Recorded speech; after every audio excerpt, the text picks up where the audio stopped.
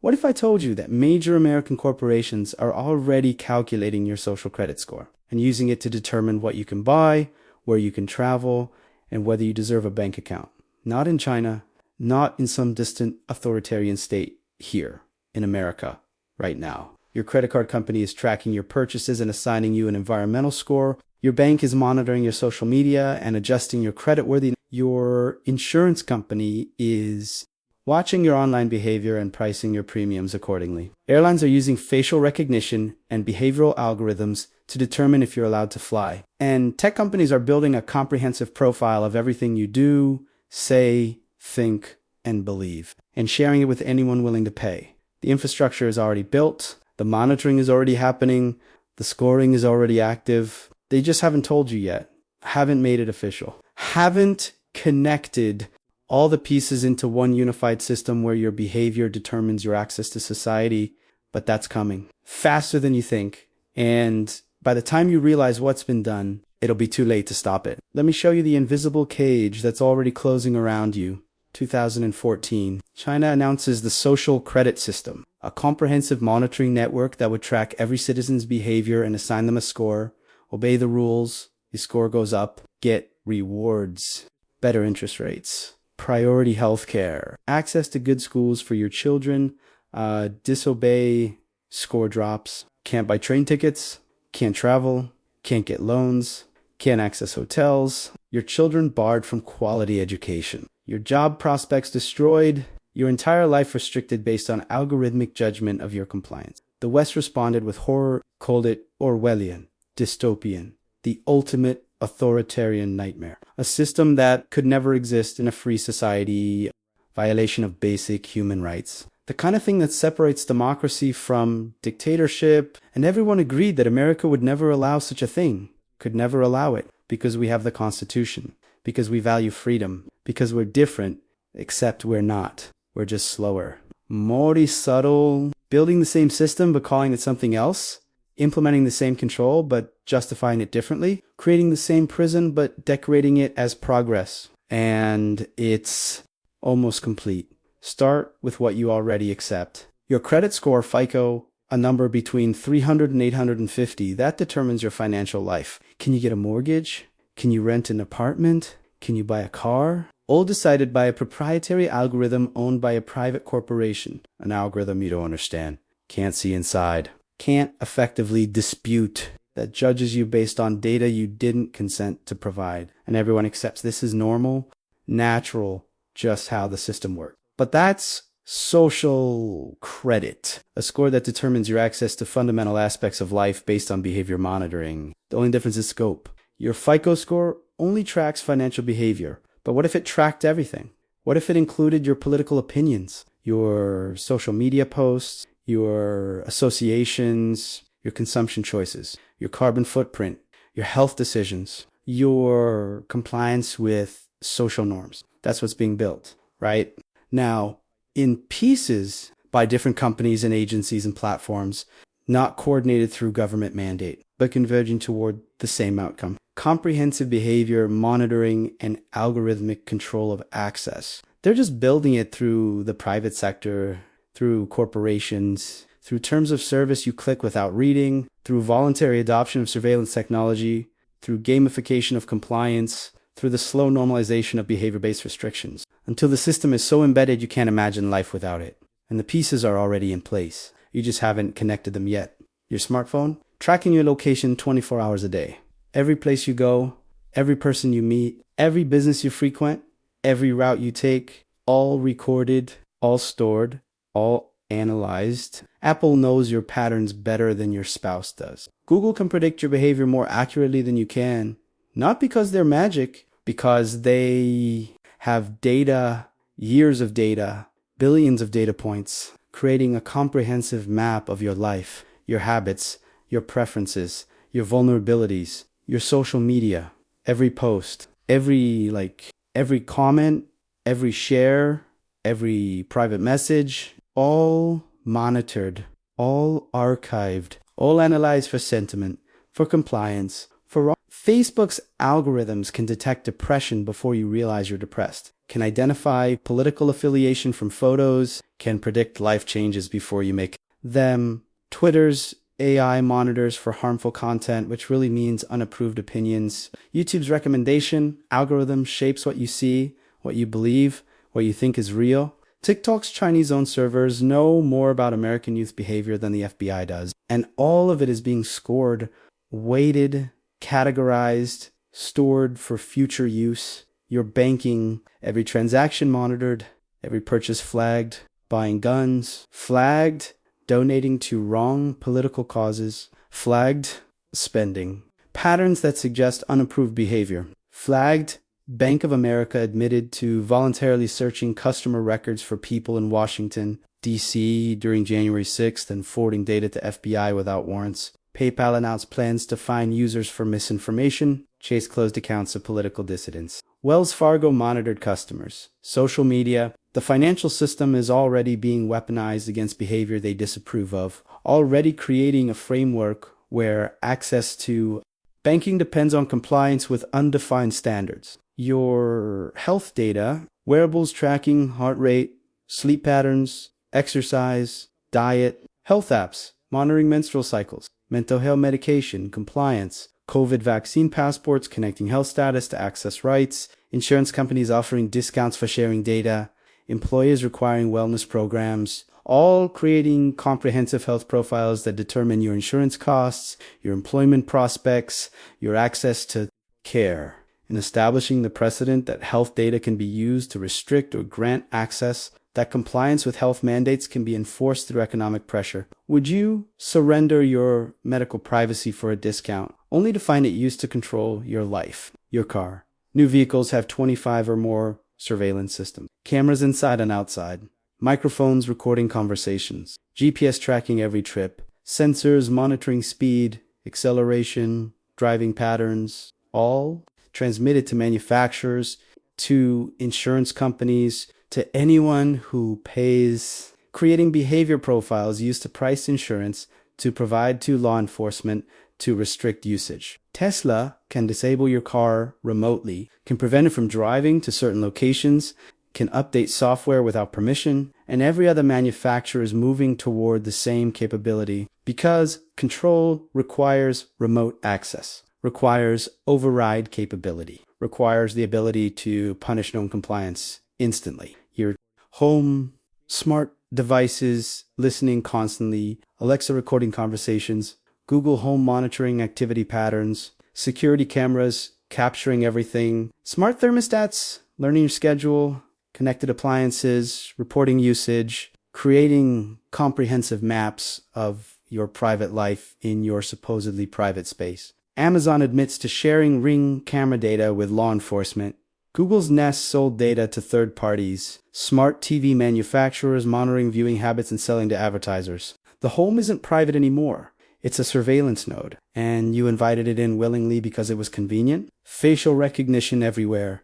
Airports, stadiums, stores, streets, cameras that identify you, track your movement, record your associations, cross-reference with data, building comprehensive maps of everyone's physical location and associations. Clearview AI has scraped billions of faces from social media and sold access to law enforcement and private companies. Chinese cameras throughout American infrastructure are potentially feeding data back to Beijing. Hikvision and Duhua cameras everywhere. Technology created for control being embedded in infrastructure before anyone notices what's being built. If this is making you uneasy, if you're starting to see the pattern, subscribe now. Because what comes next reveals how all these pieces connect into one unified control system. Each piece alone seems innocent, convenient even. Smart home devices make life easier.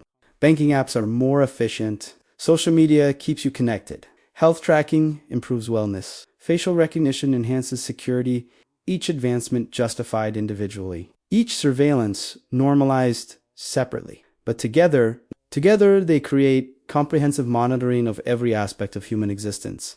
Every action, every transaction, every communication, every movement, every relationship, every thought expressed digitally, all recorded, all analyzed, all stored, all available to be used, and that's where social credit enters. Because data without consequences is just information. But data with algorithmic enforcement, that's control. That's the ability to shape behavior through reward and punishment, to create compliance through invisible pressure, to sort people into categories of acceptable and unacceptable, compliant and resistant, useful and problematic, and to adjust their access to society accordingly. China does it through government, openly, officially, a state-run system with clear rules, even if arbitrarily enforced.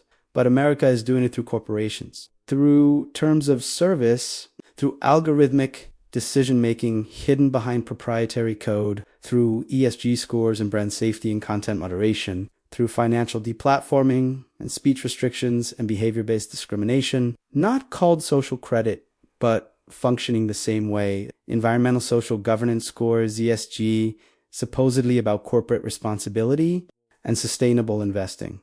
But really, behavior control.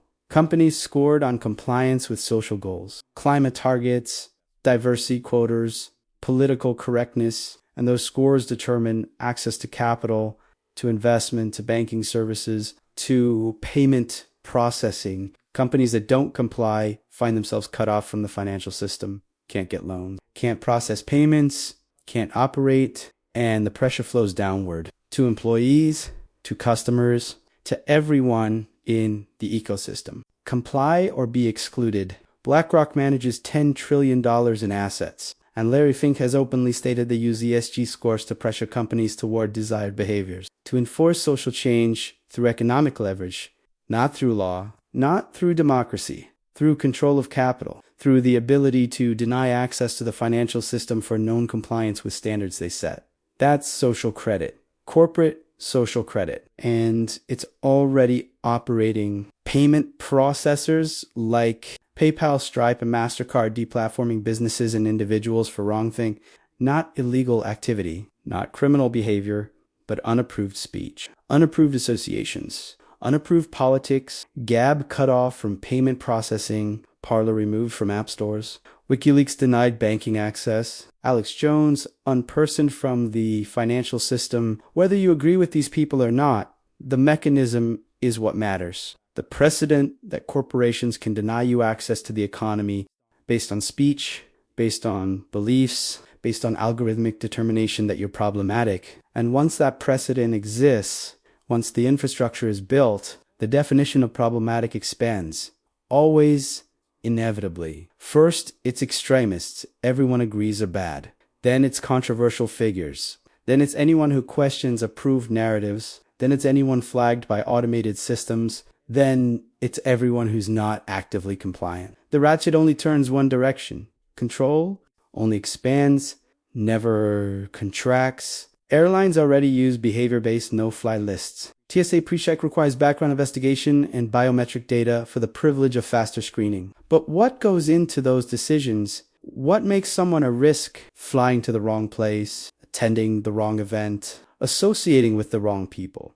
The criteria aren't transparent. The appeals process barely exists. Once you're flagged, you're restricted, and the scope keeps growing. Insurance companies openly using social media monitoring to adjust rates, posting pictures of yourself drinking, higher health insurance, extreme sports photos, higher life insurance, wrong political opinions. Some companies exploring denying coverage entirely, creating direct financial consequences for legal behavior based on algorithmic social monitoring. That's social credit. Behavior-based economic restriction, and it's legal because it's corporate policy, not government mandate. Employers searching social media before hiring, checking credit scores even for non-financial positions, running background checks that include associations and beliefs, creating hiring decisions based on comprehensive behavior profiles, and once hired, monitoring continues. Corporate email, surveillance, productivity tracking, location, monitoring, social media policies that restrict speech even outside work. The job becomes a surveillance relationship. Compliance required not just at work, but everywhere, because everything is monitored. Everything is scored. Everything affects your employment. Credit card companies tracking purchases and building political and social profiles. Buy-in history reveals beliefs, gun purchases, alcohol consumption, donations, subscriptions, all creating a comprehensive map of who you are, what you believe, how you live. And that data is sold, shared, used by companies to make decisions about you, used by governments to investigate you, used by algorithms to score you, your financial transactions, creating a behavior profile more detailed than any surveillance state ever achieved. Health systems connecting to financial systems, connecting to employment systems, connecting to social media, connecting to governments, to databases, the silos breaking down, the data merging, creating comprehensive unified profiles of every person, everything known, everything scored, everything used to determine access to jobs, to housing, to credit to healthcare, to travel, to education for your children, to participation in society. Would you live differently if you knew every action affected a score that determined your future? Because that's what's coming. That's what's being built. A system where your behavior is monitored constantly, where algorithmic systems judge your compliance, where access to everything is contingent on maintaining an acceptable score, where you can be restricted, penalized, or excluded based on violations you don't understand, based on criteria you never consented to, based on decisions made by code you can't see, and with no meaningful appeal, no recourse, no escape. China's system is transparent in its horror. You're being watched. No, you're being scored. No, the consequences. There's honesty in that at least. But America's system is invisible, distributed across hundreds of companies and platforms and data, hidden behind terms of service and privacy policies nobody reads, justified as business decisions and safety measures and brand protection, but functionally the same. Comprehensive surveillance, feeding behavior, modification through access control, social credit by another name, and the next step is already visible. Connecting financial access to carbon footprint, personal carbon allowances, already discussed at World Economic Forum, already piloted in some countries. The idea that your spending should be limited based on environmental impact, that you should only be allowed certain amounts of meat, travel, energy consumption, all tracked through digital transactions, all enforced through programmable money, all justified by climate crisis. Your behavior score expanded to include environmental compliance, and if you exceed your allowance, purchases denied, travel restricted, life limited, connecting financial access to health compliance, vaccine passports where the tests run, proof of injection required for restaurants, venues, employment, education, justified by emergency. But the infrastructure remains ready to be activated, ready to expand. What's next? Required health tracking, mandatory medication compliance, restricted access for unapproved health decisions. The precedent is set. The technology exists. The justification is ready, just waiting for the next crisis, the next emergency, the next excuse to implement permanent restrictions on freedom. Connecting financial access to political compliance, already happening through banking restrictions, through payment processor denial. But imagine it formalized. Imagine explicit political scoring, donations to wrong causes flagged, attendance at wrong events, restricting credit, social media posts affecting employment, associations limiting opportunity, freedom of speech technically preserved while consequences make speech impossible. First Amendment intact while algorithmic systems ensure unapproved opinions carry devastating costs. The beauty of corporate social credit is deniability. Government claim they're not restricting rights. They're not. Private companies have the right to refuse service, to set their own policies, to protect their brands, to respond to stakeholder pressure. It's not censorship if corporations do it, not oppression if it's voluntary, not tyranny if it's terms of service.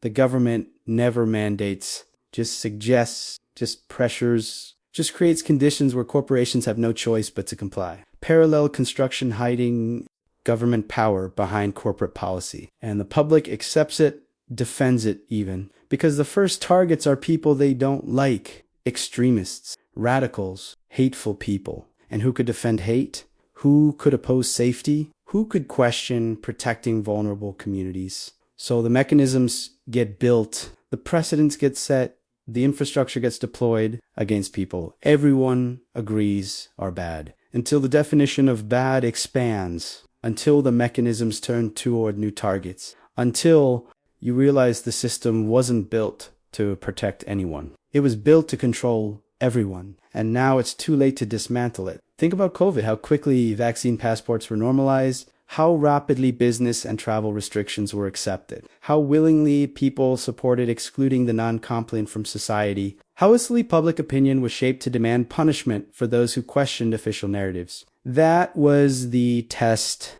the proof of concept, the demonstration that populations will accept behavior-based exclusion if sufficiently frightened, if sufficiently convinced it's for their safety, if the unacceptable group is properly demonized, and it worked brilliantly, comprehensively. Millions of people demanding that the unvaccinated lose jobs, lose access to healthcare, be denied transplants, be excluded from society entirely, not for being sick, not for spreading disease, but for refusing compliance, for making unapproved health decisions, for questioning authority, the cruelty justified by righteousness, the exclusion justified by safety, the dehumanization justified by science, but really control, behavioral modification through social and economic pressure, social credit in action. Now apply that mechanism to climate, to politics, to speech, to consumption, to thought. Every crisis becomes an opportunity. Every emergency becomes justification. Every social cause becomes enforcement. And people will support it, demand it, even because they believe they're on the right side, believe they're helping, believe their restrictions won't apply to them until they do, until their score drops, until their behavior flags, until they're the ones being excluded. And by then, the system is so entrenched that resistance seems impossible. But maybe you think you'll be fine. You're careful online. Don't post controversial things. Stay politically moderate. Follow the rules. You'll maintain an acceptable score. You'll avoid restrictions. This is a threat only to troublemakers, and you have nothing to fear, except scores can drop for reasons you never anticipated. Algorithms make mistakes. False positives happen constantly. Automated systems flag innocent behavior, and there's no appeal, no human review, no way to correct the errors embedded in code. You're guilty by algorithm, punished by automation, restricted by systems that can't be reasoned with, can't be convinced, can't be overridden. And even if you're perfectly compliant, today, standards change. What's acceptable now becomes forbidden tomorrow. What's required today becomes insufficient next year. The score keeps adjusting. The behavior modifications keep expanding. You must constantly monitor yourself, constantly self-censor, constantly perform compliance until your entire life becomes a calculation of how to maintain an acceptable score, until freedom becomes impossible because everything is monitored, everything is judged, everything affects your access. That's not life. That's performance. That's imprisonment with the appearance of choice. That's slavery where your chains are invisible but absolutely real, where you can't see the bars but can't escape the cage, where you're technically free but functionally controlled. And that's exactly what they want. Compliance without obvious force, obedience without visible oppression. Control that looks voluntary until you try to resist and discover it's not. China's social credit is explicit, visible, acknowledged. You're being controlled. America's will be implicit, invisible, denied. You'll never be told you're being scored. Never see the algorithm. Never know why opportunities close or why access gets denied. You'll just slowly realize that life gets harder when you don't comply. That doors close for unexplained reasons. That systems reject you without cause. And you'll modify your behavior trying to figure out what's wrong. Trying to fix a problem you can't see. Trying to satisfy requirements you don't understand until you're perfectly compliant, perfectly controlled, perfectly imprisoned, and you never even saw the cage being built. Do you want to live in a world where algorithms you can't see determine your worth? Because that's where we are. That's what's being finalized. A comprehensive behavior, monitoring, and control system built through corporate surveillance and economic pressure. Hidden behind convenience and safety and progress. Normalized through gradual implementation and crisis exploitation. Defended by people who think it won't affect them. Who believe they're safe because they're compliant. Who don't realize that compliance requirements always increase. that acceptable today becomes insufficient tomorrow, that the system is designed not to protect anyone, but to control everyone. And the timeline is accelerating every year. More surveillance, more data collection, more algorithmic, more behavior-based restrictions, more pieces connected, more corporate adoption of scoring systems, more pressure for conformity, more punishment for deviation. Until one day you realize you can't buy a house, can't get a loan, can't board a plane, can't access your bank account, can't use payment systems, can't participate in society, and you don't know why, can't find out why, can't appeal, can't fix it. Just excluded, restricted, controlled based on some algorithm, some score, some determination, you're unacceptable, and nobody will help you because the system is distributed. No single entity responsible. The bank blames the credit score. The credit score blames data providers. The data providers blame automated systems. The automated systems blame algorithms. The algorithms blame artificial intelligence. The AI is a black box nobody understands. Round and round. No accountability. No recourse, no escape. Just algorithmic determination that you're problematic. And a lifetime of consequences you can't contest. That's the future being built. That's the system being deployed. That's the cage closing around every American. And most people don't even see it happening, don't understand what's being done, don't realize they're being slowly imprisoned by technology they adopted voluntarily. By surveillance they invited into their homes, by monitoring they accepted for convenience, by scoring systems they thought only affected other people. But it affects everyone. Always. That's how totalitarian systems work. They start with acceptable targets, expand to controversial cases, then to ordinary people, until everyone is monitored, everyone is scored, everyone is controlled, and resistance becomes impossible because the infrastructure is embedded in every aspect of life. The only way to stop it is before it's complete, while pieces are still disconnected, while systems aren't fully integrated, while alternatives still exist, while there's still time to reject surveillance technology, to demand privacy, to refuse data collection, to support companies that don't monitor, to choose freedom over convenience, to accept inconvenience as the price of liberty. But that window is closing rapidly. Every day more people adopt smart devices. More businesses require digital tracking. More services demand data sharing. More infrastructure gets connected. More systems get integrated until opting out becomes impossible. Until participating in modern society requires surrendering to comprehensive surveillance, until you must accept monitoring to have a bank account, to have a job, to have a home, to function, and then it's too late. Then the cage is complete. Then resistance accomplishes nothing because there's no alternative, no escape, no way to live outside the system. Just compliance or exclusion, obedience or poverty, conformity or erasure from society. That's what social credit does. Creates a binary, acceptable or unacceptable, compliant or not useful or problematic. And algorithms make the determination. Not humans, not judges, not democratic process, code. Written by programmers who embedded their biases, trained on data that reflects existing prejudices, optimized for outcomes determined by executives you never elected, making life-altering decisions about your worth, about your value, about your right to participate in society, and you have no say, no input, no control, just algorithmic judgment delivered through automated systems with no explanation, no appeal, no mercy, just ones and zeros determining whether you're allowed to have a life, whether your children get opportunities, whether you get to participate in the future or get left behind.